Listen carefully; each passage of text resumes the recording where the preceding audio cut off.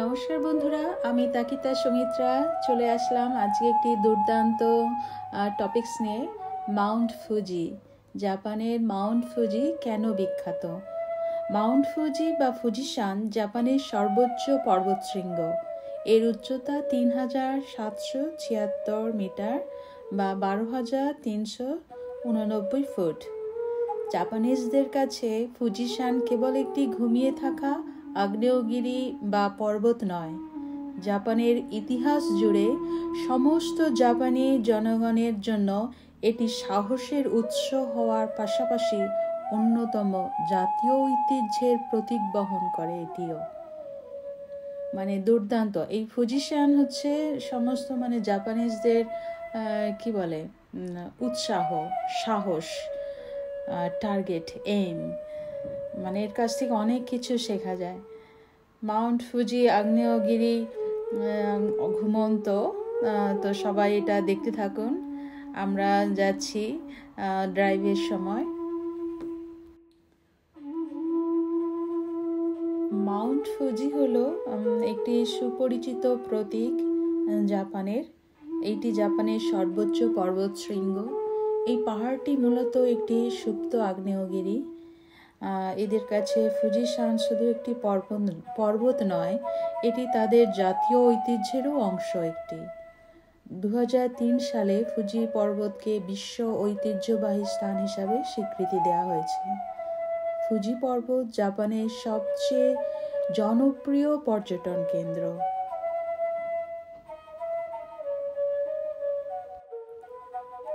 বর্তমানে Mount Fuji 3টি আগ্নেয়গিরির সমন্বয়ে গঠিত।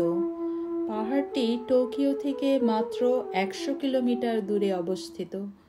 রৌদ্রোজ্জ্বল দিনে টোকিও থেকেও এই পর্বতের চূড়া স্পষ্ট দেখা যায়। ফুজি পাহাড়ের উত্তর দিকের ঢালে 5টি হ্রদ আছে। এগুলো 5 ফুজি লেক হিসাবে পরিচিত। ফুজি পর্বত জাপানের সর্বোচ্চ পর্বতশৃঙ্গ, যার উচ্চতা 12,380 ফুট। এই পাহাড়ের তলদেশের পরিধি প্রায় 125 কিলোমিটার এবং ব্যাস প্রায় 25 থেকে 30 কিলোমিটার। মাউন্ট ফুজির জ্বালামুখটি চমৎকার রকমের প্রতিসম।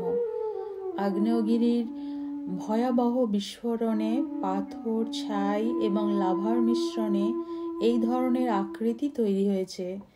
এই অংশটি বছরের বেশ কয়েক মাস তুষারাবৃত থাকে, যেমনটি আপনারা দেখছেন সাদা হয়ে আছে মেঘের কোলে। যখন প্রথম দেখলাম মাউন্ট ফুজি, মনে হচ্ছে যেন আকাশে ঝুলে আছে, আকাশে যেন পাহাড় দেখছি। একটি দারুণ রূপকথার মতো লাগলো প্রথম ফুজিশানকে যখন দেখলাম। এতই বিশাল, কি বলে, তার যেন শেষ নেই। পাহাড় আকাশে যেন পাহাড় দেখছি, এইরকমই একটা ফিলিংস।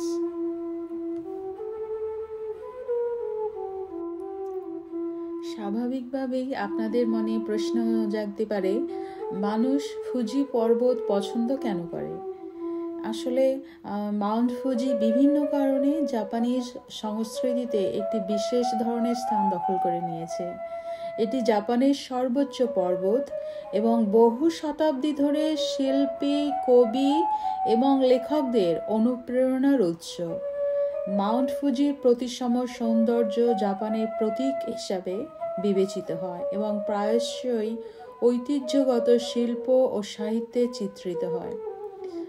মাউন্ট ফুজির ছাড়া জাপানিজরা কোনো, যেমন তাদের লেখক, শিল্পী যারা আছেন, তাদের এই মাউন্ট ফুজিকে নিয়েই যত গল্প, যত কিছু, যত জীবনযাত্রা, সমস্ত কিছু এই ফুজিশানকে ঘিরেই, মাউন্ট ফুজিকে ঘিরেই।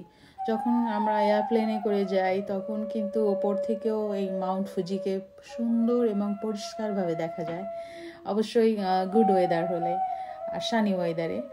আর যদি মেঘলা আকাশ হলে তো আর দেখা যায় না, চূড়াটা দেখা যায় না। আমরা খুবই লাকি, এই দিন ছিল খুবই সানি, সুন্দর ওয়েদার।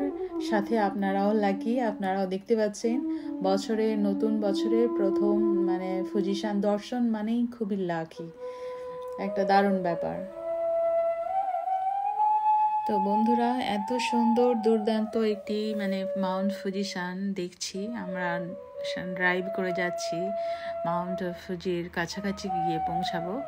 ওইখানে সুন্দর মানে লেক আছে, লেক ঝর্ণা আছে, ওয়াটারফল আছে, সেগুলো আপনাকে মানে পরবর্তী ভিডিওতে আসতে চলেছে। অবশ্যই পরবর্তী ভিডিওগুলো আপনারা দেখবেন, খুবই ভালো লাগবে আপনাদের, খুবই ভালো লাগবে। দারুণ দুর্দান্ত ঝর্ণা, নদী, সব কিছু মিলেমিশে একাকার।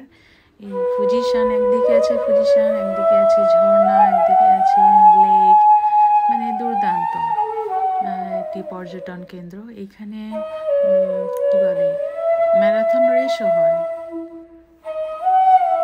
মেঘ আর পাহাড় যেখানে হাতছানি দেয়, সেই মাউন্ট ফুজি মানে আকর্ষণ করে নিয়ে চলে সমস্ত পর্যটন প্রেমীদের, যারা ভ্রমণ পিপাসু সেই সমস্ত মানুষদের। তো আজকে ভিডিওটি কেমন লাগলো অবশ্যই আমাকে কমেন্ট বক্সে জানাতে ভুলবেন না। সবাই ভালো থাকুন, সুস্থ থাকুন, নতুন বছরের শুভেচ্ছা ও শুভকামনা রইল। আর আগামী ভিডিও আসতে চলেছে জাপানের ফুজিয়ামার কাছাকাছি যে লেকগুলো আছে, হ্রদগুলো আছে দেখাবো।